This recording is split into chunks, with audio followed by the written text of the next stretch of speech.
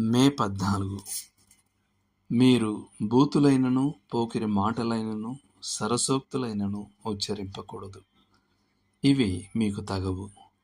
ఎఫెసీయులకు రాసిన పత్రిక 5వ అధ్యాయము 4వ వచనము. అనివార్యంగా అధికమైన అపహాస్యం ఆధ్యాత్మిక శక్తిని కోల్పోవడానికి దారితీస్తుంది కాబట్టి దానిని నివారించాలి. బోధకుడు జీవితం, మరణ సమయం మరియు నిత్యత్వం వంటి గంభీరమైన విషయాలతో వ్యవహరిస్తూ ఒక అద్భుతమైన సందేశాన్ని అందించవచ్చుగాక. అయినప్పటికీ దానిలో అనవసరమైన హాస్యం ఉంటే ప్రజలు జోకులను గుర్తుంచుకొని మిగిలిన వాటిని మర్చిపోయే అవకాశం ఉంది. తరచుగా ఒక సందేశం యొక్క శక్తి ఆ తర్వాత తేలికపాటి సంభాషణ ద్వారా చెదిరిపోతుంది. ఒక గంభీరమైన సువార్త ప్రకటన ఒక సమావేశంపై నిత్యత్వపు నిశ్శబ్దాన్ని తీసుకురావచ్చు.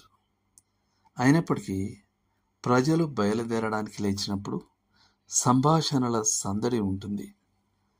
ప్రజలు ఫుట్బాల్ స్కోర్ల గురించి లేదా ఆనాటి వ్యాపారం గురించి మాట్లాడుకుంటారు.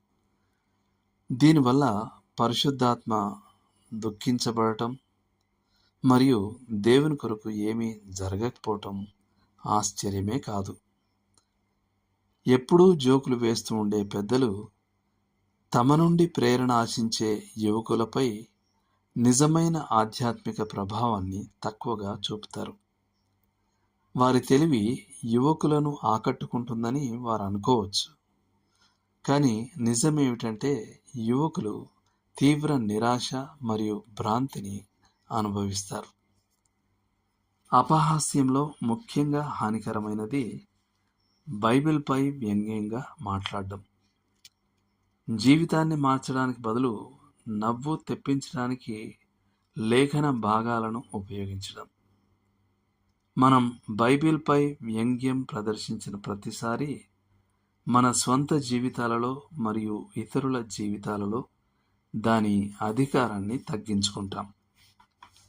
దీని అర్థం ఒక విశ్వాసి హాస్యం యొక్క ఆనవాళ్లు లేకుండా విచారంగా ఉండాలని కాదు.